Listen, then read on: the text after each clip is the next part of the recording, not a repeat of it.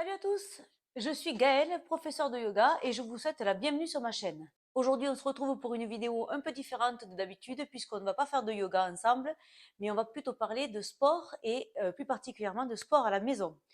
Parce que pour ceux qui me connaissent déjà et qui le savent, je pratique le sport à la maison depuis maintenant 5 ans et uniquement à la maison. Et je constate que quand j'en discute avec mes amis, mes proches, ça soulève pas mal d'interrogations. Donc je me suis dit qu'une petite vidéo dédiée au sujet pourrait être intéressante et pourrait donc répondre à l'ensemble de ces questions qu'on me pose régulièrement. Alors moi j'ai toujours fait du sport depuis que je suis jeune.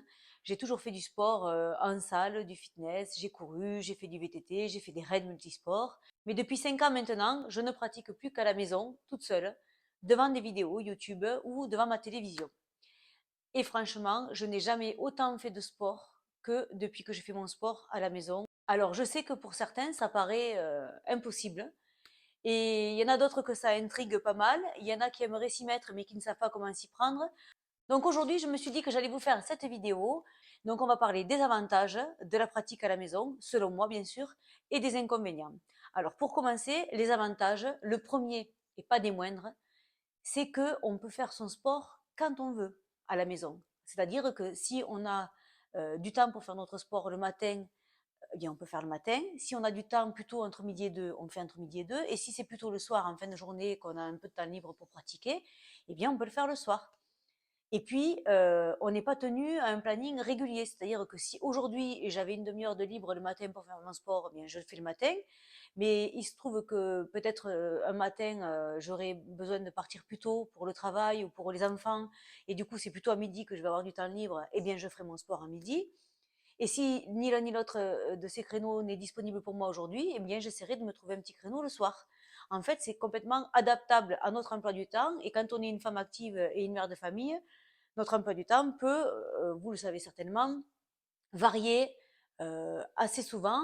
Et du coup, ben, le fait de faire le sport à la maison devant la télé ne part pas, hein, les vidéos sont disponibles 24 heures sur 24. Donc ça veut dire que notre sport, on peut le faire quand on veut, en fait, c'est à la carte. Et ça, dans une vie active, c'est précieux. Un autre point que je trouve tout à fait intéressant, c'est qu'on peut choisir la séance de sport qu'on va faire aujourd'hui en fonction de notre état physique et émotionnel. C'est-à-dire que moi, je fais comme pour ma tenue vestimentaire. Je me lève le matin, je prends 5 minutes pour voir comment je me sens, est-ce que j'ai bien dormi, est-ce que je suis en forme, est-ce que je suis de bonne humeur ou est-ce que je suis plutôt ronchon. Et en fonction de ça, je choisis ma séance de sport. C'est-à-dire que si je suis en pleine forme et que je pète le feu de bon matin et que je me suis réveillée sans mon réveil et que j'ai bien dormi, je sais que je peux me faire un petit cours un peu cardio ou un peu intense ou un cours de vinyasa ou de power yoga par exemple.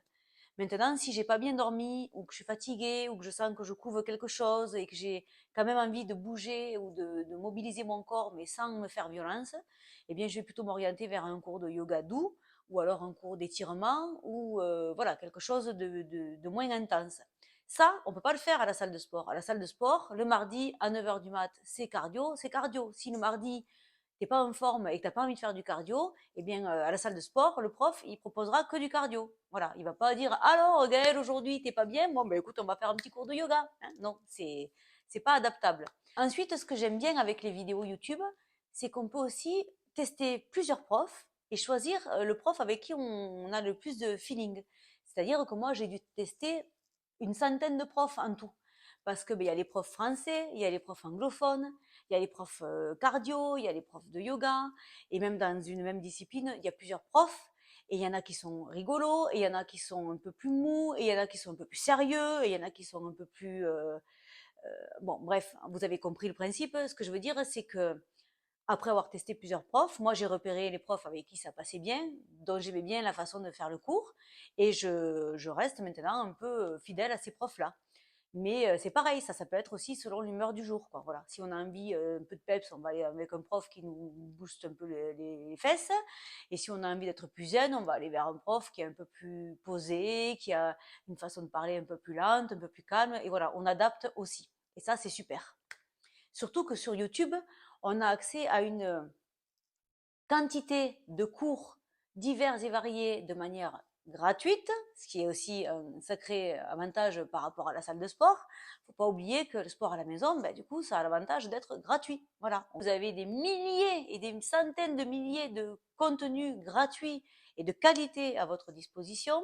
Vous avez des cours de 5, 10, 15, 30 minutes, 45 minutes, et il y a même des cours de 1 heure et demie. Moi, ce matin, j'ai un de mes profs de yoga qui fait du contenu gratuit en ligne, qui a mis en ligne un cours de 90 minutes de Power Yoga.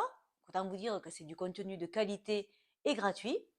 Et ça, c'est quand même aussi précieux, puisque là, vous pouvez choisir votre cours, votre prof, votre niveau. Et c'est vraiment open bar. D'ailleurs, de la même manière que l'on peut tester plusieurs profs, on peut aussi tester plusieurs disciplines. Hormis les sports outdoor, c'est-à-dire vélo, course à pied, etc., qui se pratiquent à l'extérieur, tout ce qui se fait en fitness qui peut se faire à la maison, vous y avez accès. C'est-à-dire que vous pouvez faire de la Zumba, vous pouvez faire du HIIT, vous pouvez faire du cross-training, vous pouvez faire du pilates, du yoga, vous pouvez tester la corde à sauter, vous pouvez tester de la danse.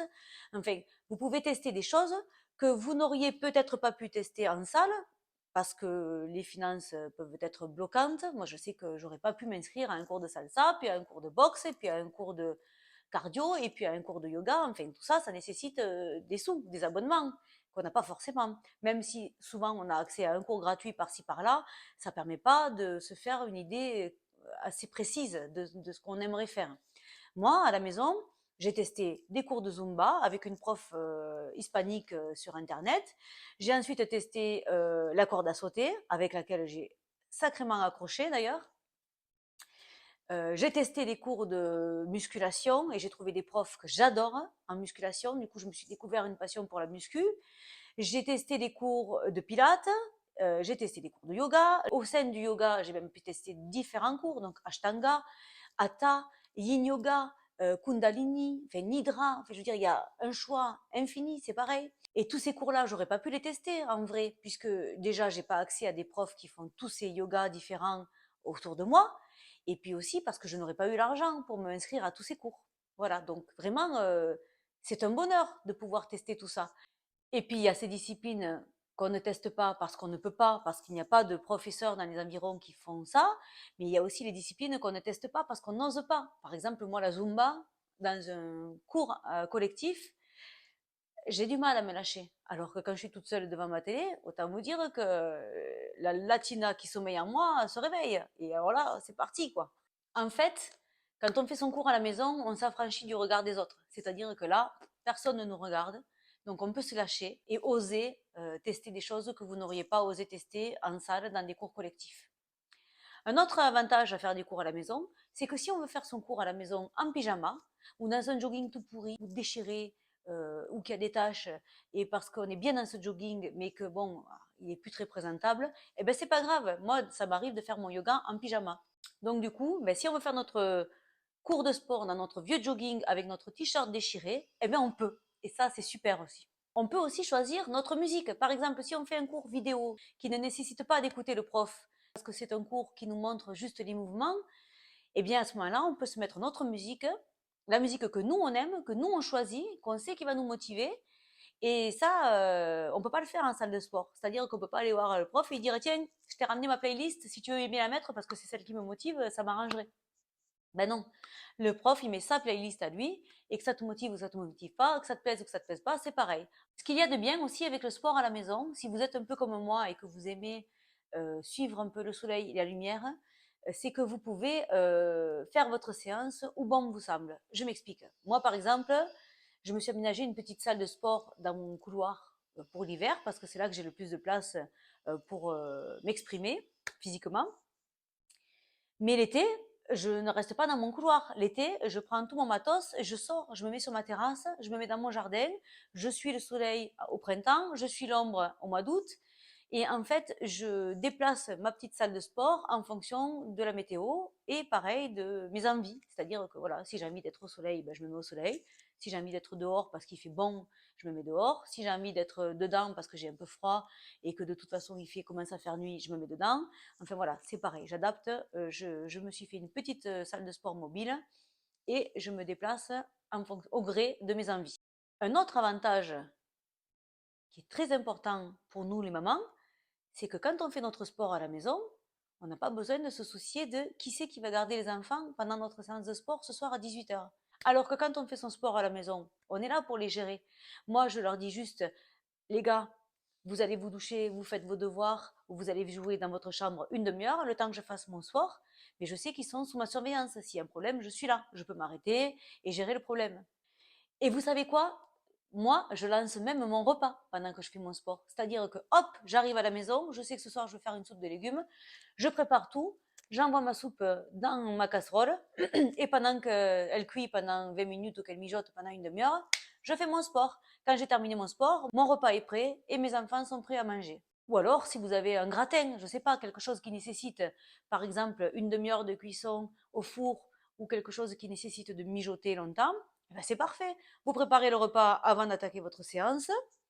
Dès que c'est sur le feu ou dans le four, vous faites votre séance pendant que ça cuit. Et au moins, vous ne perdez pas de temps, vous avez quand même géré votre repas et vous avez optimisé votre temps au maximum. Voilà. Et enfin, le dernier avantage, qui selon moi n'est pas négligeable, c'est que quand tu fais ton sport à la maison, en hiver notamment, quand il commence à faire nuit tôt le soir, etc., ben, tu n'as pas l'excuse de ah ouais, mais il faut ressortir. Non, tu ne ressors pas en fait. Tu arrives, tu travailles, tu poses tes affaires, tu poses ta veste, t'enfiles ta tenue de sport, ton jogging, ton pyjama, ce que tu veux, dans quoi tu es à l'aise pour faire ton sport, et tu fais ton sport sans avoir besoin de ressortir dans le froid, dans la nuit, de prendre la voiture, de dépenser de l'essence, qui plus est, puisque bon, à chaque fois que tu pars à la salle de sport, ben, selon où tu vas en voiture, ça te fait un coût supplémentaire pour l'essence. Donc là, non, tu arrives à la maison, tu sais que tu ressortiras plus. Tu restes au chaud chez toi, et ça c'est super. Maintenant, comme pour tout, il y a aussi des inconvénients qu'on ne peut pas ignorer. Donc, je vous ai fait une petite liste des choses qui peuvent habituellement freiner les gens à faire du sport à la maison. La première chose que les gens me demandent à chaque fois, c'est oui, mais comment tu peux être sûr de bien faire les mouvements si tu n'as personne pour te corriger? Alors, c'est vrai que ça, c'est l'inconvénient, je dirais, principal. C'est que ben, on le fait tout seul, donc il faut savoir faire les choses comme il faut. Il faut se faire confiance, il faut être à l'écoute de son corps pour ne pas se blesser et ne pas faire n'importe quoi. Maintenant, si vous faites en sorte de regarder du contenu qui est proposé par des vrais professeurs, il faut quand même un minimum se renseigner sur la personne qui vous donne le cours. Sélectionnez des professeurs dont vous savez qu'ils sont diplômés et qu'ils savent de quoi ils parlent. Commencez à aller voir peut-être leur page Instagram, leur profil, leur page Facebook, leur site internet, voir si ça a l'air de tenir la route. Et de cette manière, vous êtes sûr d'avoir des professeurs qui vont vous conseiller tout au long de votre cours, comme il faut, sur les postures, qui vont vous expliquer comment entrer dans la posture, comment en sortir, qui vont vous dire comment vous êtes censé vous sentir pendant la posture. C'est-à-dire, moi, par exemple, pendant mes cours de yoga, je sais que mes professeurs de yoga me disent, voilà, là, vous devriez sentir l'étirement de ce côté du corps. Si vous ne le sentez pas, c'est que vous êtes mal dans la posture. Vous devriez avoir votre genou aligné à tel endroit. Vous devriez avoir votre bassin orienté de telle manière. Voilà, ça, ce sont des signes qui montrent que votre professeur sait de quoi il parle et vous explique clairement la posture. Une autre chose qui est super utile quand on veut être sûr de ne pas faire de mauvais mouvements, c'est de se filmer. Alors je sais qu'au début ça peut paraître bizarre de se filmer quand on est tout seul à la maison, surtout qu'on n'a pas forcément du matériel adapté, mais un simple téléphone suffit. Hein. Un téléphone, une pile de bouquins, quelque chose pour le caler, et c'est bon. Et si vous vous filmez, vous verrez que parfois vous avez l'impression d'être bien dans la posture, de la même manière que le professeur à l'écran, et puis quand vous vous filmez, vous faites ah, oui, en fait, bon, c'était pas tout à fait ça. Et ça, moi, au début, pour le yoga, ça a été précieux parce que le yoga, je ne l'ai jamais appris en salle. Je l'ai toujours appris que sur Internet, toute seule. Donc, du coup, effectivement, j'ai sélectionné des professeurs de qualité, selon moi, et j'ai commencé à me filmer. Et quand j'ai commencé à me filmer, je me suis rendu compte qu'effectivement, parfois, mon guerrier 2, dans ma tête, il paraissait super. Et puis, en fait, quand je me filmais, ben, j'avais les fesses en trompette, j'avais un bras en l'air et un bras en bas. Enfin bon. Et donc, en se filmant, eh bien, on peut se corriger. Et ça, c'est super. En fait, une fois qu'on voit la posture à l'écran faite par le professeur et qu'on voit le résultat fait par nous, à notre écran à nous, eh bien, on peut, voilà, réajuster notre position, et après, notre corps commence à s'habituer, on commence à connaître les sensations dans le corps que la position est censée procurer. Et du coup, on marche après vachement au feeling. Voilà, maintenant, moi, je sais quand est-ce que je suis mal dans ma posture, que ce soit en fitness, en musculation ou en yoga, Je sens tout de suite quand je ne suis pas bien alignée. Je sais me corriger toute seule maintenant. Mais au début, se filmer, ça peut être super utile. Et pour progresser également, hein, voilà, vous pouvez voir comment au début vous étiez dans votre posture et comment maintenant, après des mois de pratique, vous êtes dans cette même posture et vous verrez une sacrée différence normalement. Il y a un autre inconvénient, c'est qu'on est tout seul à la maison. Voilà. Donc on ne crée pas de lien social avec nos amis de la salle de sport.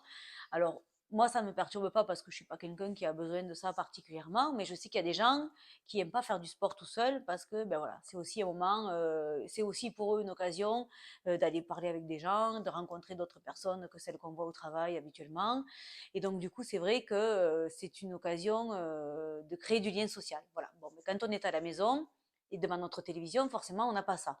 En revanche, certains professeurs et certaines plateformes proposent des communautés Facebook. Vous avez souvent un groupe privé Facebook, des membres de cette communauté qui peuvent échanger entre eux. Ça peut être une moyen de pallier à ce manque de lien social à la salle de sport. Voilà. Pour ceux qui travaillent à la maison, ça peut aussi être embêtant de faire son sport à la maison parce que ça veut dire que du coup, on ne sort jamais, à part pour faire des courses. Bon, c'est pas la partie la plus glamour.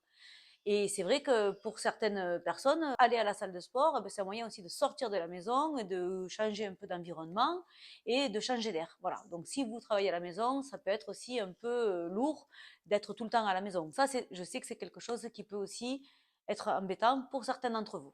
Un autre inconvénient que je remarque en faisant mon sport à la maison, c'est que les séances sont souvent plus courtes.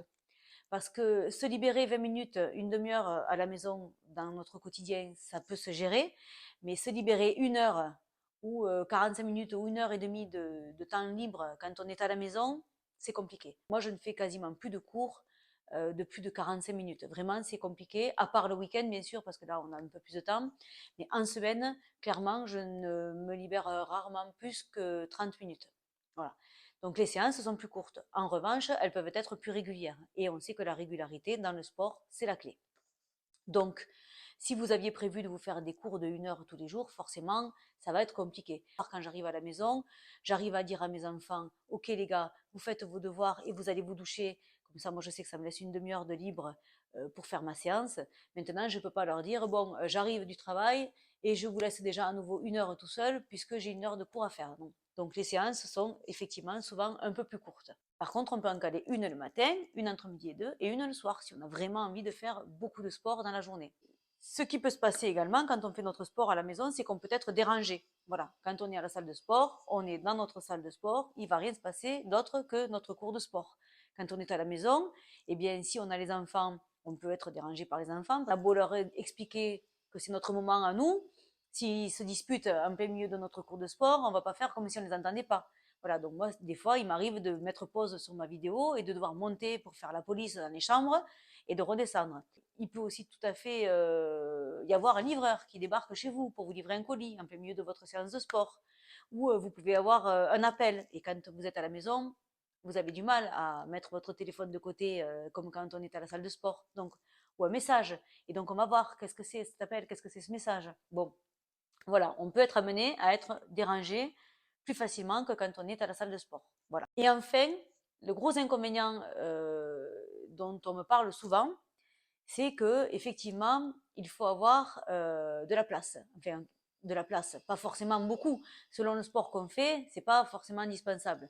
Mais il faut quand même se prévoir un endroit dans la maison où on va faire notre séance. Donc, il faut avoir un petit espace quand même qui soit dédié à cette pratique. Après, si vous ne faites que du yoga, clairement, la place de mettre un tapis suffit. Hein, voilà, il n'y a pas besoin non plus d'avoir 10 mètres carrés autour de vous. Mais bon, si vous voulez faire un peu de cardio, un peu de corde à sauter ou de musculation, avec des mouvements un peu qui se déplacent d'un côté à l'autre du tapis, il faut quand même un minimum d'espace. Et il faut aussi un minimum de matériel.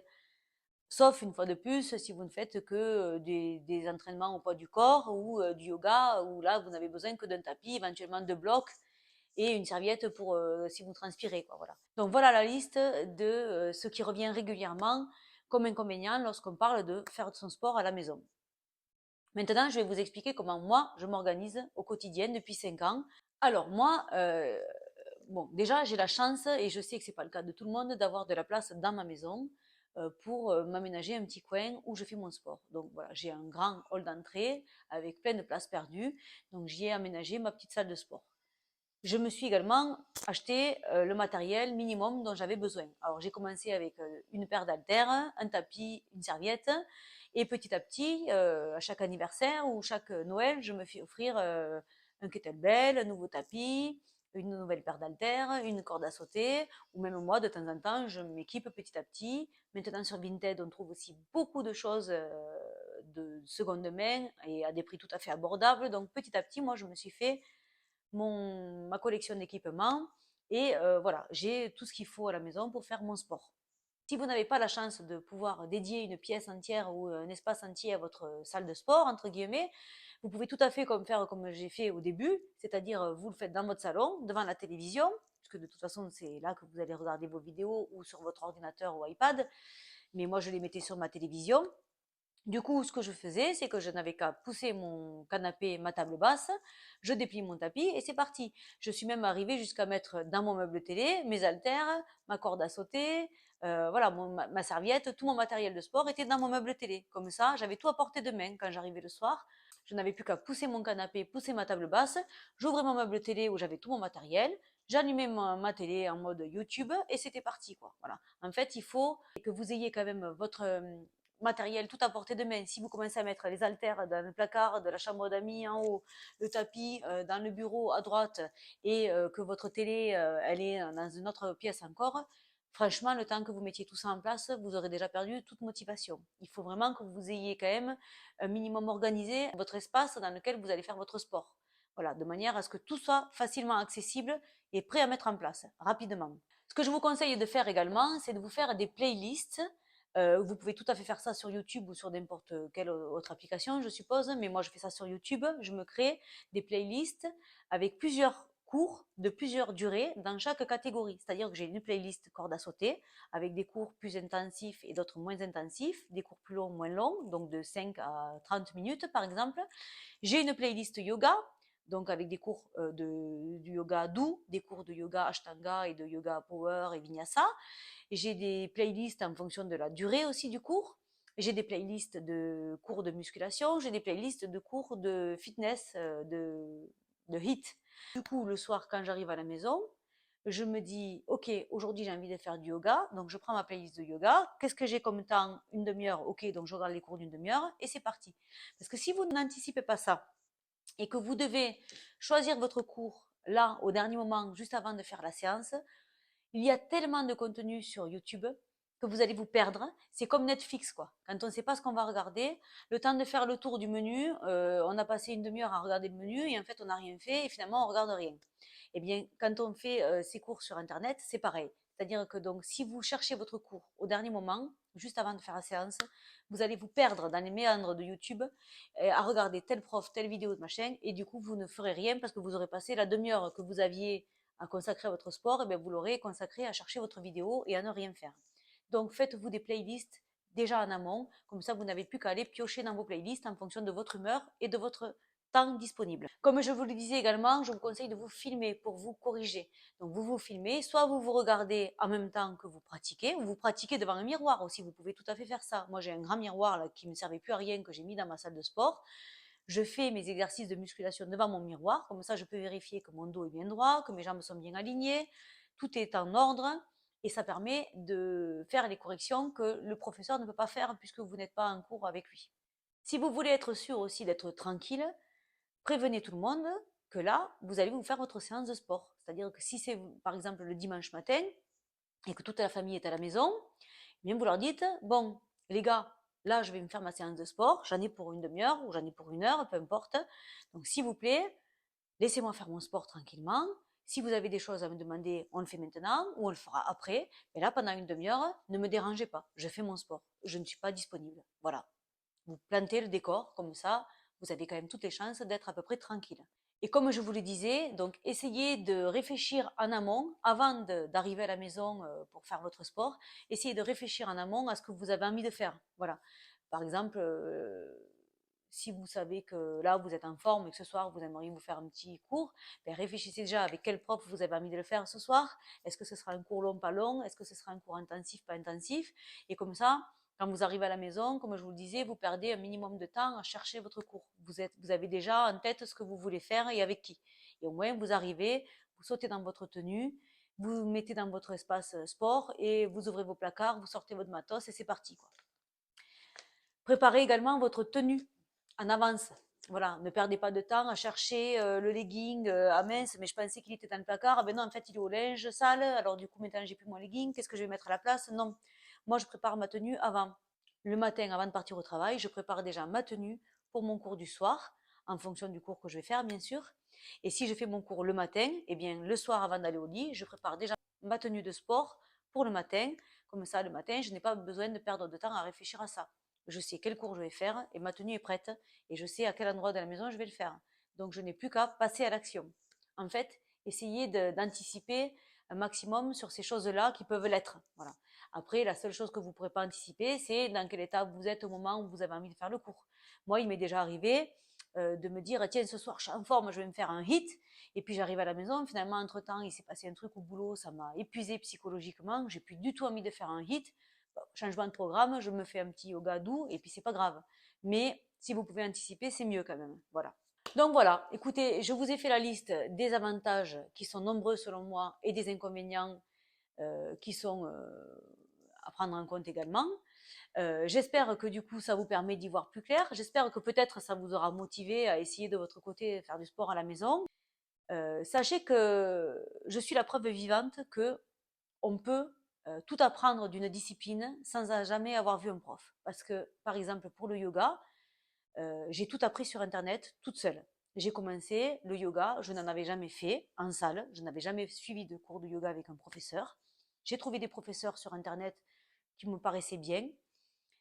J'ai commencé à faire des cours avec eux.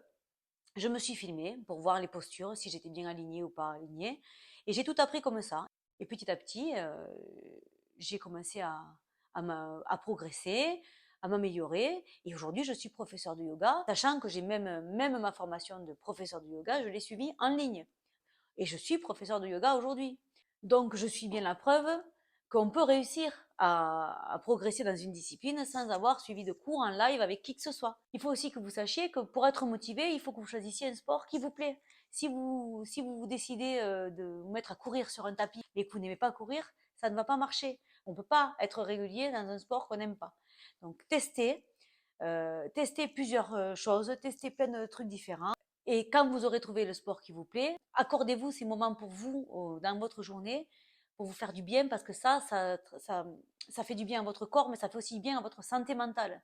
Moi, je sais que si jamais, pendant quelques jours, je n'ai pas pu me faire mes séances de sport parce que l'emploi du temps et que la vie, le quotidien a pris le dessus et que j'ai pas réussi à dégager une demi-heure pour mes cours, je peux vous dire que pour ma santé mentale et pour la santé mentale de toute ma famille, il y a intérêt à ce que le troisième jour, je trouve un moment de le faire. Et je peux vous dire que mon mari et mes enfants font en sorte de m'aider à ce que je puisse trouver mon moment pour faire mon sport, parce que c'est bon pour eux aussi. Hein, voilà. Donc voilà, je vous invite à aller farfouiller la toile, surtout YouTube. Alors sur YouTube, vraiment, vous avez du contenu, vous avez tout type de contenu. Vraiment, sur YouTube, c'est une mine d'or si vous voulez faire votre sport à la maison. Vous trouverez de tout. Alors attention, parce que comme je le disais, vous trouverez aussi de tout en termes de qualité d'enseignement. Donc n'allez pas non plus sur les cours de n'importe qui. Mais voilà, farfouillez, vous allez trouver forcément quelque chose qui vous plaît. Alors, ce que je regrette, ce que je déplore un peu, c'est que je trouve que la plupart des cours de qualité que moi j'ai trouvé en tout cas étaient des cours donnés en anglais. En tout cas, je trouve que dans la sphère francophone, on est encore un peu léger en termes de cours de qualité. Ça s'apparente quand même beaucoup à des cours de cuisse abdos fessiers qu'on trouve dans les salles de sport des années 90 malheureusement. Mais si vous parlez anglais et que voilà, ça vous fait pas peur de suivre un cours en anglais, alors là franchement vous allez pouvoir, il y a de quoi vous éclater vraiment. Hein. Moi voilà, je suis que des cours en anglais quasiment, mais parce que voilà, il y a du contenu de qualité. Écoutez, j'espère que je vous aurai motivé en tout cas si vous vous posiez la question de faire votre sport à la maison. J'espère que vous trouverez le sport qui vous plaît. Si jamais j'ai oublié, d'après vous, de lister les avantages et les inconvénients, n'hésitez pas à me faire part de vos retours également dans les commentaires. Si vous n'êtes pas abonné à ma chaîne, abonnez-vous. Comme ça, vous ne louperez aucune de mes prochaines vidéos.